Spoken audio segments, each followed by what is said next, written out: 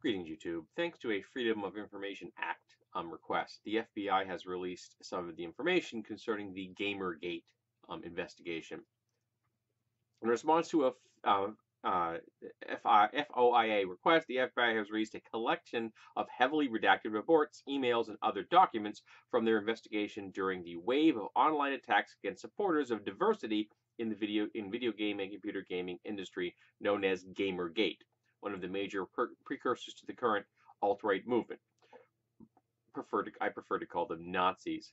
What these documents show is that despite photo and video evidence, connections to the distribution of child pornography, and in several cases, suspects admitting their guilt directly to FBI agents, they chose not to pursue and prosecute cases, even when explicit references to the École, I think it's École, I'm not probably it's French, Polytech massacre and the then recent Isla Vista murder spree committed by misogynist radicalized by online manosphere. The response from law enforcement has essentially been non-existent, with the FBI classifying the attacks as nothing more than jokes and closing the cases. So here's the thing. If someone tells you that they have suffered, you don't get to tell them no. And if a black person tells you they've experienced racism and you're a white person, you don't get to judge whether they have. And if you're a man, you don't get to judge if a space is misogynistic.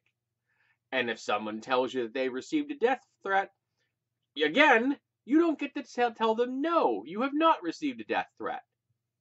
Someone tells you they've been swatted, or they've been doxxed, or they have been hounded so much by online harassment that they have had to move their residence or change their job or completely drop off the internet for fear of their life, you don't get to tell them no. Those things didn't happen. And none of them are a joke.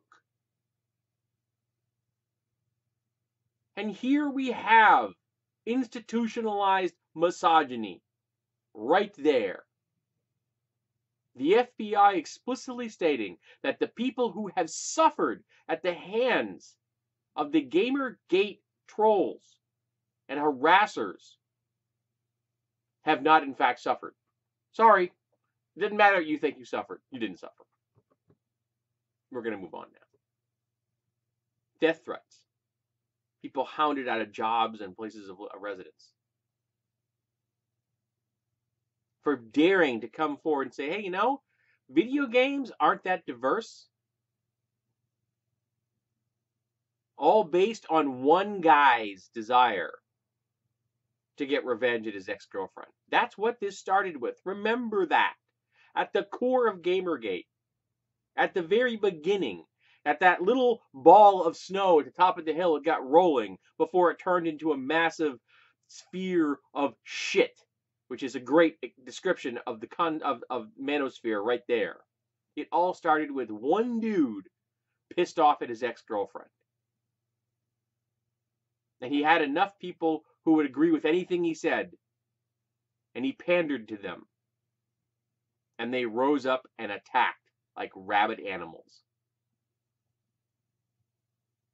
And the FBI said, nah, none of that happened. It was all just a joke.